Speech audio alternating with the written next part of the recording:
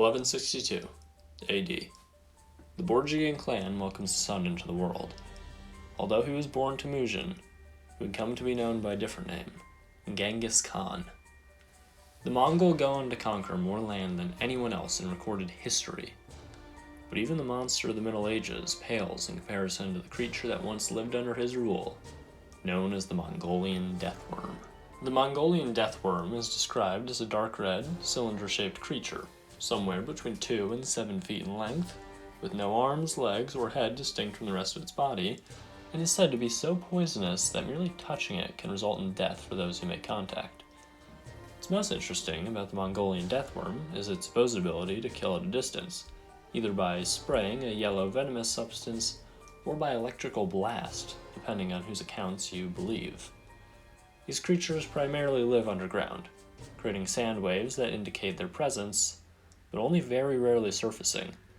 Tribes native to the area call the beast Algoi Kurkoi, or intestine worm, due to the creature's resemblance to a cow's intestine. First officially recorded mention of the deathworm I could find was from 1926 by a zoologist named Roy Chapman Andrews. While in Mongolia, on an expedition to document the wildlife of the nation, he claims that the premier asked, if it were possible, I should capture for the Mongolian government a specimen of the Algoi Horhei. None of those present had ever seen the creature, but they all firmly believed in its existence and described it minutely. The premier said that, although he had never seen it himself, he knew a man who had, and lived to tell the tale. Then a cabinet minister stated that the cousin of his late wife's sister had also seen it. Decades of Soviet control of the region made Western expeditions to hunt for the Mongolian deathworm difficult, to say the very least, but in the 90s the hunt began for the grotesquerie of the Gobi Desert.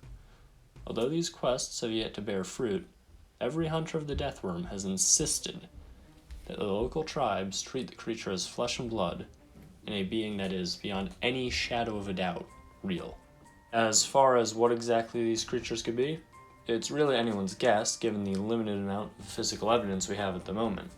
The Gobi Desert has a population of about 3 people per square mile, and an animal that lives almost entirely beneath the surface of the desert sand isn't going to have a very hard time remaining undetected.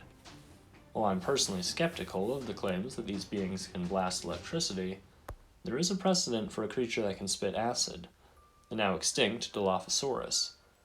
Most researchers agree that the Mongolian deathworm, despite its name, isn't literally a worm, but some type of reptile, likely a snake. So, do you believe in the Mongolian deathworm? Let me know in the comment section below.